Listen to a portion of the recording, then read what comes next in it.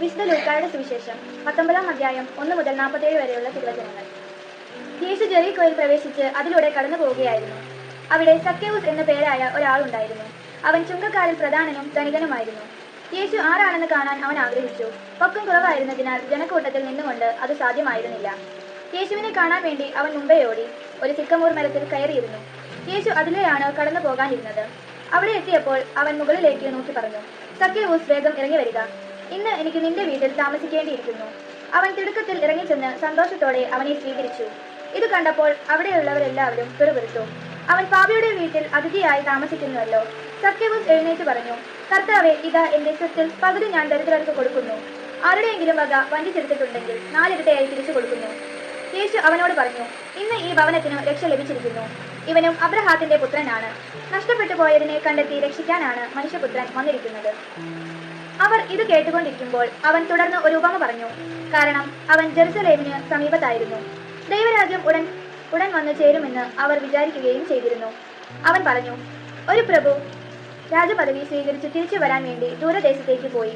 അവൻ ഭൃത്യന്മാരിൽ 10 പേരെ വിളിച്ച് 10 നാണയം അവരെ ഏൽപ്പിച്ചുകൊണ്ട് പറഞ്ഞു, ഞാൻ തിരിച്ചു വരുന്നതുവരെ നിങ്ങൾ ഇതുകൊണ്ട് വ്യാപാരം ചെയ്യുവിൻ.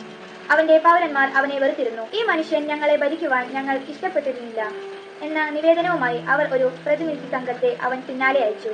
എന്നാൽ അവൻ രാജപദവി സ്വീകരിച്ച് തിരിച്ചു വന്നു. താൻ പണം ഏൽപ്പിച്ചിരുന്ന ഭൃത്യന്മാർ വ്യാപാരം ചെയ്തത് എന്ത് സമ്പാദിച്ചുവെന്ന് അറിയുന്നതിന് അവരെ വിളിക്കാൻ അവൻ കൽപ്പിച്ചു.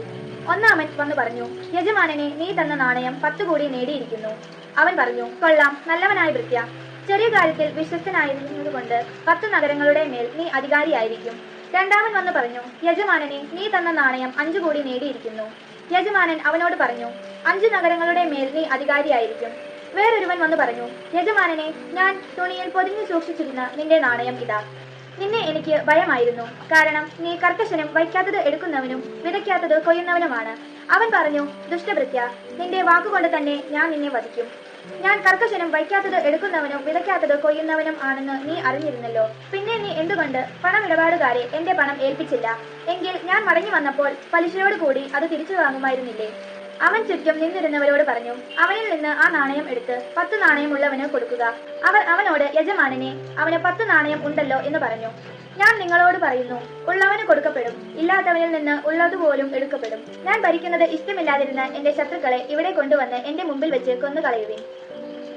അവൻ ഇത് പറഞ്ഞതിനു ശേഷം ജെറുസലേമിലേക്കുള്ള യാത്ര തുടർന്നു. ഒലിവ് മലക്കരികെയുള്ള ബത്ഫഗെ, ബദാനിയ എന്നീ സ്ഥലങ്ങളെ സമീപിച്ചപ്പോൾ അവൻ 2 ശിഷ്യന്മാരെ ഇപ്രകാരം നിർദ്ദേശിച്ചയച്ചു, എതിരെ കാണുന്ന ഗ്രാമത്തിലേക്ക് പോകുവിൻ. അവിടെ ചെല്ലുമ്പോൾ ആരും ഒരിക്കലും കയറിയിട്ടില്ലാത്ത ഒരു കഴുതക്കുട്ടിയെ